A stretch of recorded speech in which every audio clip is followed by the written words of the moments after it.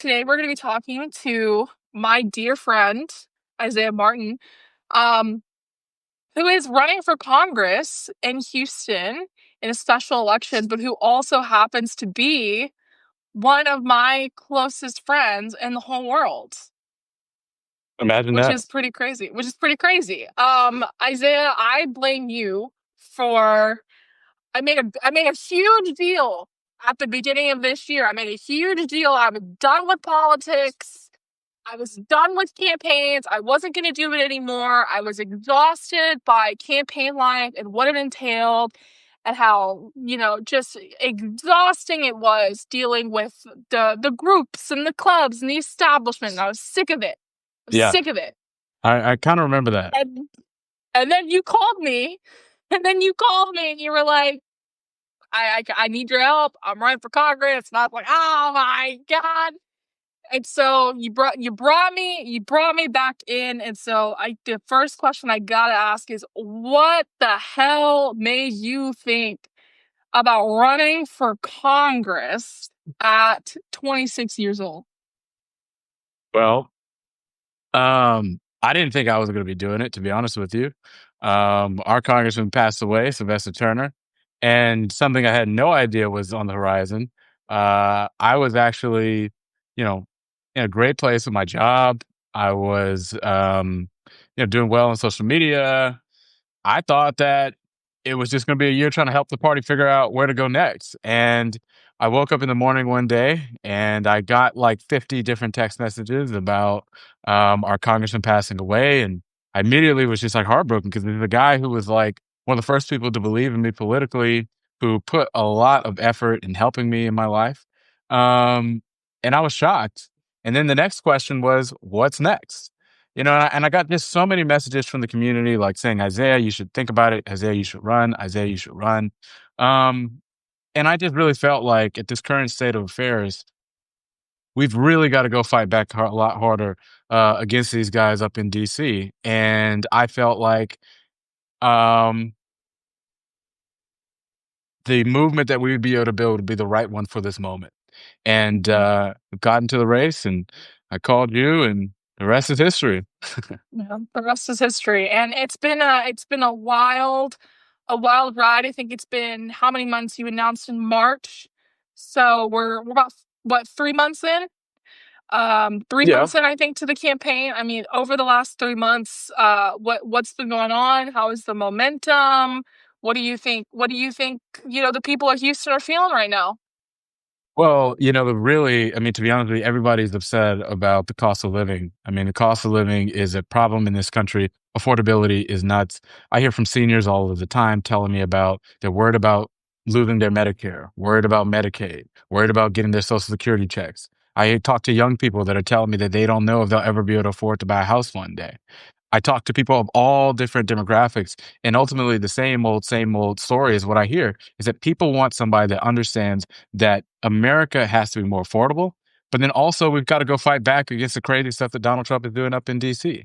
And that message has been what we've been able to do to get 800 people to sign up to volunteer. We've gotten a movement of new followers all Oh. across the internet, but then also the work that we've been able to do at every single one of our community clubs and civic club organizations. We are everywhere, in person and online. And I think that we're changing the mold as to what a campaign will look like coming into this next few years. Mhm. And I know from being a young person in politics myself that there are a lot of people who will tell you things like, you gotta wait your turn, you're not experienced enough, you don't know what it takes. There's other people who are in line. So what do you say to those people who would tell you that, you gotta wait your turn? This seat's from someone else. It's not for someone who's young like you. What do you think about that? Well, I remember what Congresswoman Jackson Lee told me a really long time ago is that seats are not given. Sometimes you just got to go and take them. And I think that's really just the mindset that people inside of our community are feeling.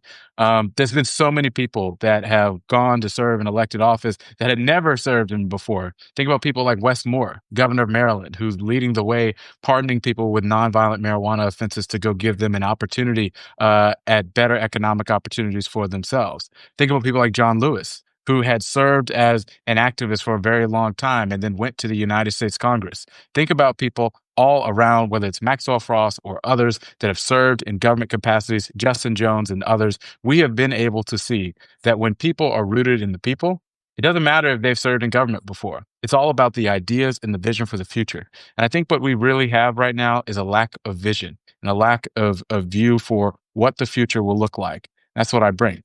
In addition to that, I also have experience. I worked for 4 years with Congresswoman Sheila Jackson Lee. Started off carrying her purse and then worked my way up to become her senior advisor. So nobody has to show me where the appropriations rooms are in DC. No one has to show me where Rayburn is. No one has to show me how to go work with members of Congress because I've already done that work. So it's having the vision for the future, but then also having that federal experience that I have to be able to make our ideas come to fruition. Mhm.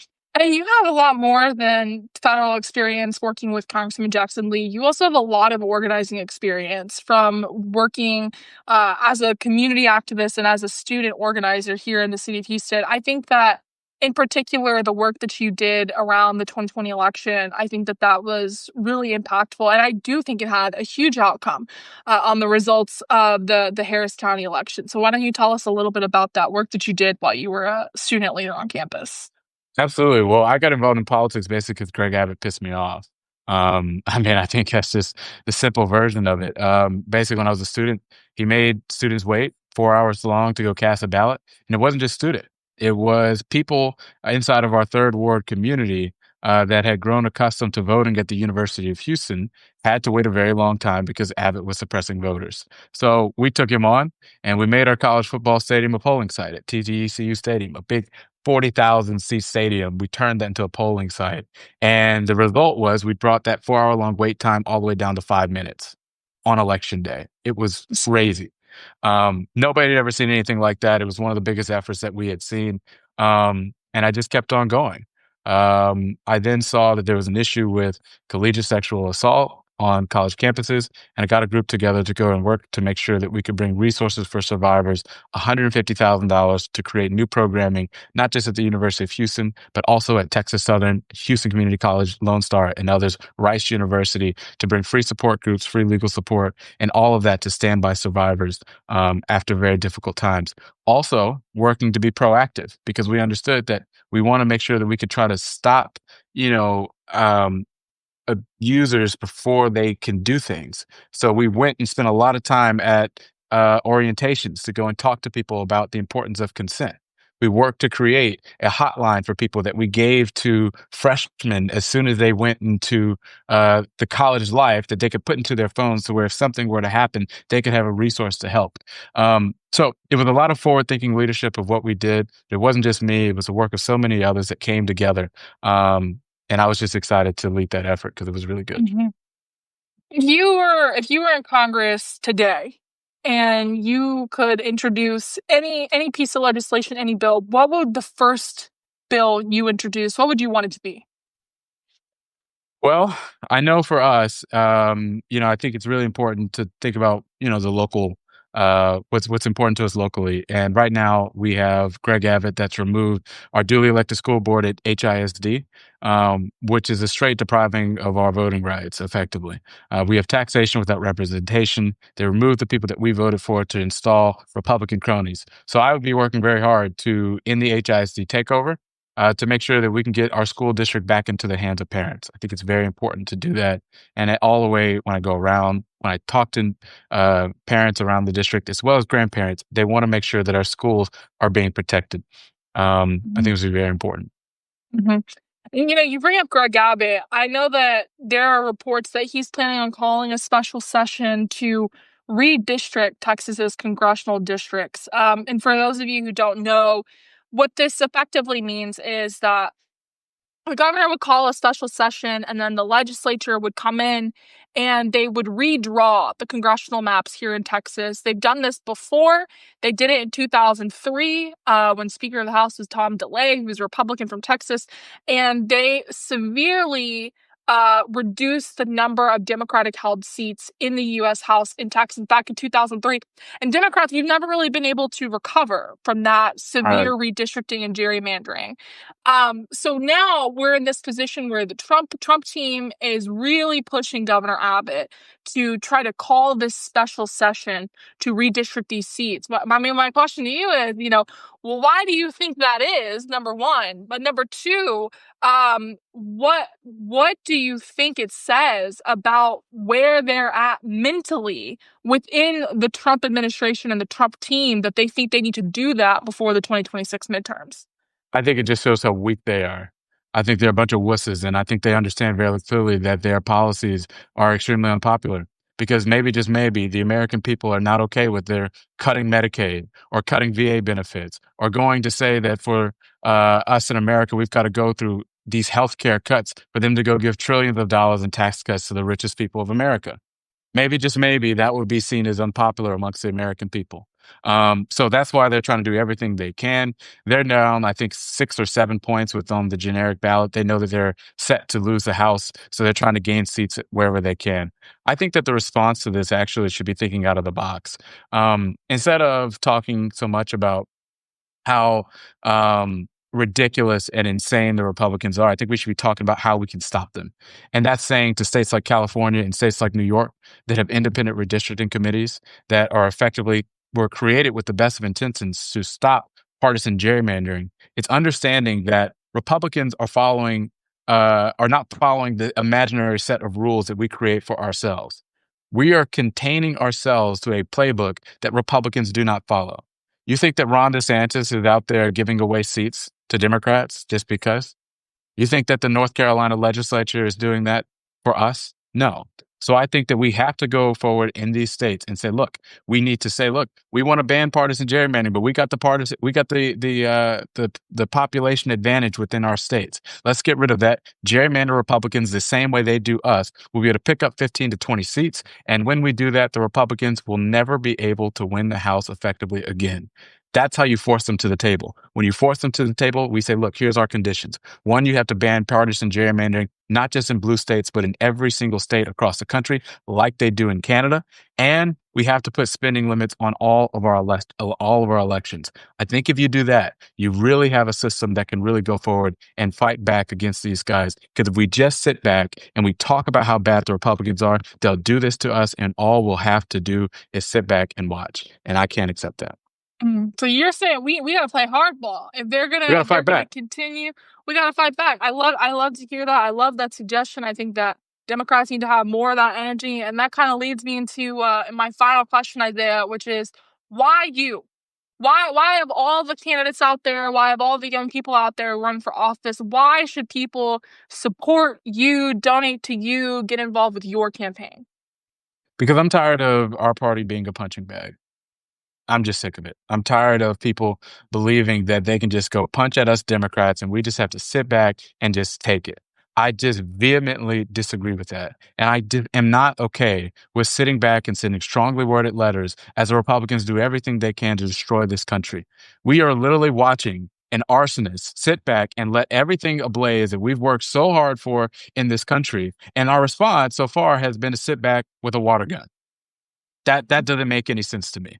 And so I think we got to have somebody that understands how to be able to use leverage to fight back against these guys. We've got to be talking about gerrymandering Republicans out of their seats the same way that they're coming after us. We've got to be focused on the cost of living and the cost of healthcare that is going up every single year. We got to be talking about wiping out medical debt. We can't just be, we've got to talk about how ridiculous and bad Trump is, but we've also got to give people a reason to vote for something. And so what I've been able to do is go put forward a real agenda that will help people and then also being able to communicate that across the waves. The last thing I'll say is this. I think what this last election really taught us was that being being a congressperson is more than just voting for the bills you like and voting against the bills you don't like. The role of a congressperson is being a communicator. It's being able to go out on shows like yours, Olivia, or going on the podcast, going on the radio shows, going on things like TikTok to be able to really communicate to people. And that's what we've done. We've created a nightly TikTok town hall that's been getting 15,000 people a night. Nobody has done anything like that so far, and we're doing that because we're innovating. We've been going on Substacks. We've been doing the work on social media. We've been doing a lot of radio interviews. That's what's going to be very important because for me, I don't care if the show is 10 watchers or 10,000 watchers or 100,000 watchers. I believe in being everywhere because I believe that's how we win back people. That's how we communicate for the future. And that's how we win, not just in this election, but up and down the ballot for years to come. But it takes someone with the vision and the audacity to make that happen. Mhm. Well, as a Politico, I like what I'm hearing. I think it's amazing. As someone who is very clearly, obviously biased because I am one of your closest friends, I'm happy to talk to you. Isaiah, you are welcome to come by and talk to us here on my Substack at any time. We love to hear from you. And finally, plug your website, plug your socials. Let's get people involved. Absolutely. Guys, look, if you want to support our campaign, I know we got a big end of quarter deadline and we really need you guys' help. If you guys want to chip into the campaign at isaiahmartin.org, ISAIAHMARTIN.org, whether it's $10, it's $1, $100, $1,000, whatever you can to support our vision, it really does make a big difference. Also, you can sign up to volunteer at isaiahmartin.org/volunteer. It really does help. We're trying to build the largest grassroots movement that this city and frankly this state has ever seen in a congressional election. And it takes every single one of you to join our vision to make sure we can stand up to these Republicans and Mhm. beat them. Well, you guys, you heard it from Isaiah. You heard how to get involved. So go ahead and do that. Isaiah, great talking to you. And I hope all of you have a wonderful rest of your day. Thanks, Olivia. Bye.